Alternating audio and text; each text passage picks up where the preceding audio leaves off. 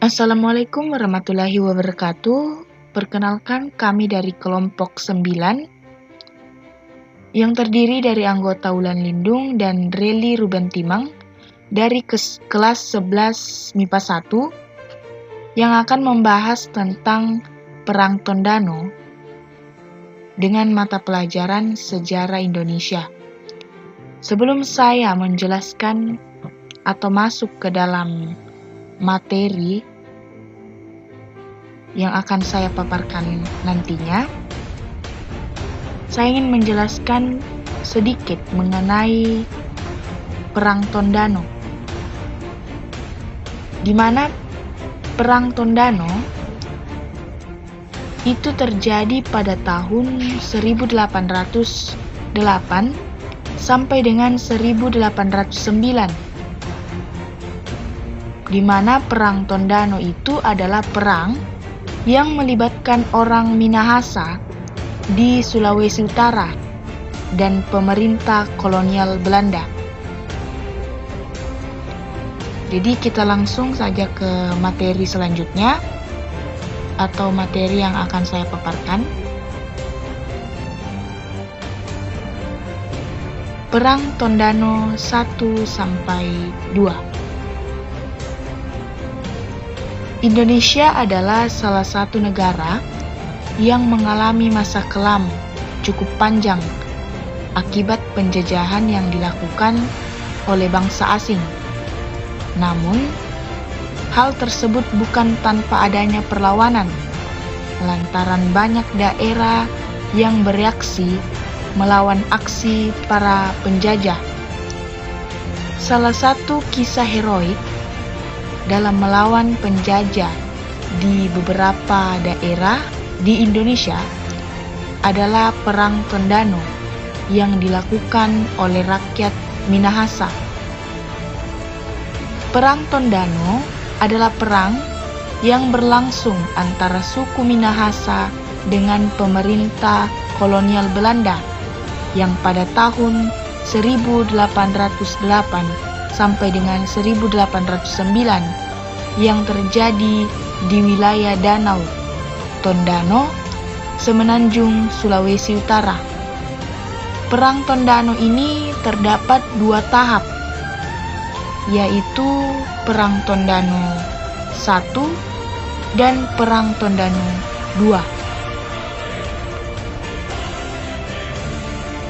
Di sini terdapat materi-materi atau rincian yang akan kita jelaskan nantinya ke depan.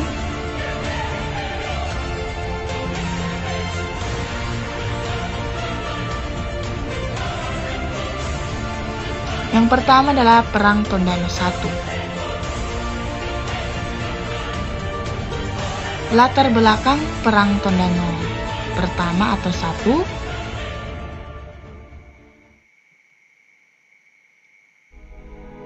Penyebab Perang Tondano 1 adalah ambisi VOC untuk memonopoli beras di Minahasa yang secara berani ditentang oleh rakyatnya. Sayangnya, rakyat Minahasa terpaksa menyerah kepada VOC karena perekonomiannya terancam. Sebelum VOC menyentuh Sulawesi Utara, rakyat Minahasa telah melakukan hubungan dagang bangsa Spanyol yang juga menyebarkan agama Kristen di wilayah tersebut. Salah satu tokoh yang diketahui berjasa dalam penyebaran agama Kristen di Minahasa adalah Franciscus Xaverius. Akan tetapi, hubungan antara Minahasa dan Spanyol menjadi terganggu ketika abad ke-17 VOC berhasil menanamkan pengaruhnya di Ternate. Gubernur Simon Chos yang diberi kepercayaan dari Batavia untuk membebaskan Minahasa dari pengaruh pedagang bangsa Spanyol. Simon Chos lalu mulai menempatkan kapalnya di Selat Lembe.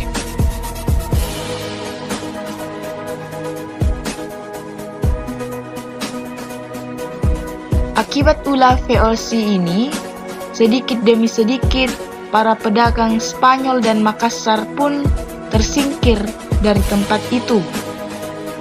Setelah itu, rencana VOC selanjutnya adalah bagaimana agar orang-orang Minahasa menjual beras dan hasil panen lainnya kepada VOC. Karena VOC membutuhkan beras untuk dijadikan bahan monopoli di Sulawesi Utara. VOC memaksa rakyat Minahasa agar menjual beras hanya kepadanya, tetapi ditolak. Penolakan inilah memicu kemarahan VOC yang kemudian memutuskan untuk memerangi rakyat Minahasa. Tokoh-tokoh yang terlibat dalam Perang Tondano I.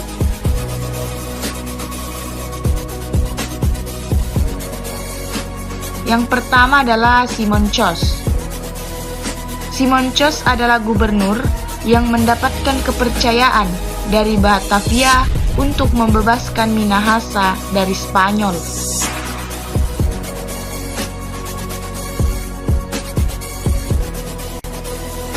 Dan yang kedua adalah Franciscus Xaverius.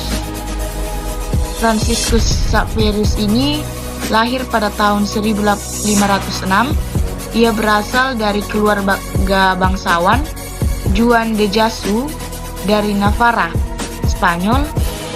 Ia merupakan tokoh yang berjasa dalam penyebaran agama Kristen di tanah Minahasa. Selanjutnya, kronologi singkat mengenai Perang Tondano I. Perang Tondano I berlangsung antara 1661 sampai dengan 1664. Untuk melemahkan rakyat Minahasa, VOC tidak menggunakan kekuatan militernya, tetapi dengan membendung sungai Temberan. Akibatnya, aliran sungai meluap hingga membanjiri permukiman penduduk. Akan tetapi, rakyat Minahasa tidak tunduk begitu saja dan mengatasinya dengan mendirikan rumah apung di sekitar Danau Tondano.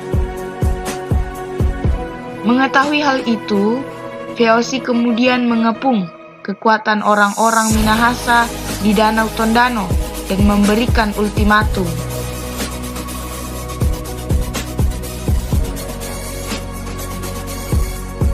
Ultimatum Gubernur Simon Chos kepada rakyat Minahasa yaitu yang pertama, masyarakat Tondano harus menyerahkan tokoh pemberontak kepada VOC.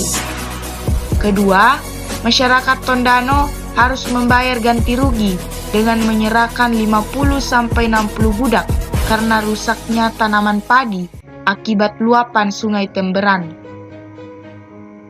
Akan tetapi, ultimatum itu tidak dihiraukan oleh rakyat Minahasa dan sehingga VOC memilih untuk mundur ke Manado. Kemudian selanjutnya adalah akhir atau dampak dari Perang Tondano pertama atau I. Pilihan VOC untuk mundur ke Manado ternyata membuat keadaan masyarakat Minahasa semakin sulit. Pasalnya, hasil pertanian penduduk menjadi menumpuk karena pembeli dari bangsa Spanyol telah diusir VOC dari Nusantara. Masyarakat Minahasa pun tidak memiliki pilihan selain mendekat dan menjalin kerjasama dengan VOC agar hasil pertaniannya dapat terjual. Terbukanya perdagangan Minahasa bagi VOC ini mengakhiri Perang Tondano. Setelah itu, Belanda membangun permukiman di Sulawesi Utara, lengkap dengan sebuah benteng. Kemudian yang kedua itu adalah Perang Tondano II.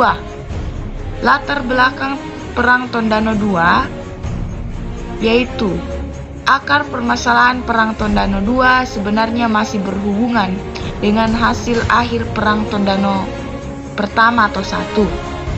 Pada akhir Perang Tondano I, pihak VOC dan rakyat Minahasa membuat perjanjian pada tahun 1679 yang mengatur berbagai hal di sekitar hubungan dan kepentingan kedua belah pihak. Salah satu isi perjanjian tersebut adalah bahwa Minahasa akan membantu Belanda, terutama dalam menyalurkan sejumlah kebutuhannya. Dalam perkembangannya, Belanda mulai melakukan tindakan-tindakan licik, termasuk mencampuri urusan walak-walak Minahasa. Tindakan Belanda yang tidak sesuai dengan perjanjian itu membuat walak-walak berselisih, yang pada tahun 1802 Charles Christophe Prediger Jr. diangkat sebagai residen Manado. Tidak lama kemudian, Gubernur Jenderal Hindia Belanda H.W. Daendels membutuhkan pasukan dalam jumlah besar yang akan dipersiapkan untuk menghadapi kemungkinan serangan Inggris. Salah satu upaya yang ditempuh adalah dengan mengerahkan penduduk dari sejumlah daerah, termasuk Minahasa. Pada Mei 1808, Prediger segera mengumpulkan para ukung, di mana para ukung itu adalah pemimpin dalam suatu wilayah walak atau daerah setingkat distrik, dan menyampaikan bahwa pemerintah membutuhkan sekitar 2.000 pemuda Minahasa yang akan dikirim ke Jawa. Ternyata, para ukung tidak mau menuruti permintaan Prediger, bahkan beberapa di antaranya mengadakan perlawanan terhadap kolonial Belanda. Nah, tokoh-tokoh yang terlibat dalam Perang Tondano II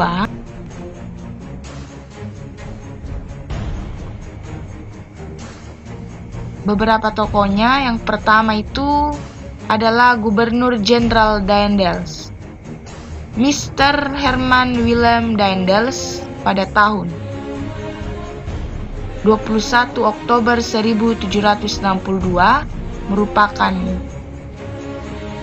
tanggal lahir dari Gubernur Jenderal Daendels yang lahir di Bahatem dan meninggal di Ghana pada tanggal 2 Mei 1818 pada umur ke-55 tahun, yang merupakan seorang politikus Belanda yang merupakan Gubernur Jenderal Hindia Belanda yang ke-36.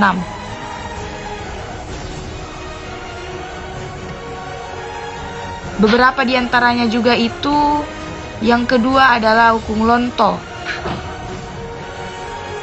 Ukung Lonto adalah salah satu tokoh dalam Perang Tondano II yang memimpin perlawanan dan menegaskan bahwa Minahasa harus melawan sebagai bentuk penolakan terhadap program mobilisasi pemuda ke Jawa. Kita lanjut materi mengenai kronologi singkat. Perang Ukung dari Minahasa memusatkan aktivitas perjuangan mereka di Tondano, Minawanua. Salah satu tokoh Perang Tondano II adalah Okong Lonto yang telah disebutkan tadi, yang memimpin perlawanan dan menegaskan bahwa rakyat Minahasa harus melawan sebagai bentuk penolakan terhadap program mobilitas pemuda ke Jawa. Perlawanan itu juga sebagai bentuk penolakan kebijakan kolonial yang memaksa agar rakyat menyerahkan beras secara cuma-cuma kepada Belanda. Pada awalnya, Prediger masih mencoba untuk menempuh cara persuasif dan berusaha menarik dukungan dari sejumlah ukung. Namun, melihat keadaan semakin kritis karena aksi rakyat Minahasa, Prediger tidak memiliki pilihan selain mengirim pasukan untuk menyerang Tondano. Seperti Perang Tondano I, Belanda kembali menerapkan strategi membendung Sungai Temberan. Selain itu, Belanda menyiapkan 2 pasukan yang ditugaskan untuk menyerang dari darat dan air. Pada tanggal 23 Oktober 1808, pertempuran mulai berkobar dan Belanda berhasil menerobos pertahanan rakyat Minahasa.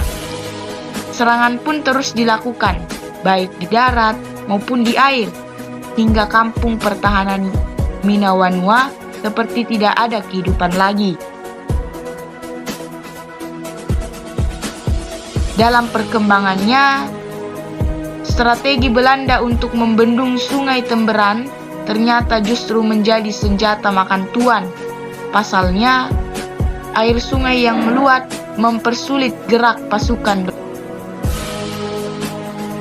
Akhir atau dampak Perang Tondano II.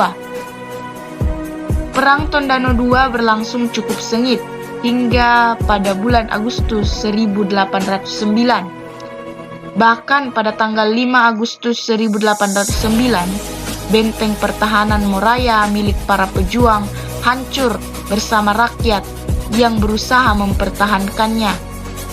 Setelah itu, Belanda membantai semua penduduk yang dijumpainya sampai habis. Dalam kelompok-kelompok terbatas, sisa pasukan Minahasa memilih bertahan di hutan lebat yang tidak mudah untuk dijangkau Belanda. Karena kesulitan menjangkau di tengah hutan, Belanda sampai mengaku akan memberikan pengampunan kepada pemberontak asalkan mereka mau mengakui kekuasaan Belanda. Akan tetapi, hal itu tidak pernah terjadi karena pihak Inggris lebih dulu mengambil alih kekuasaan Belanda di Minahasa pada tahun 1810.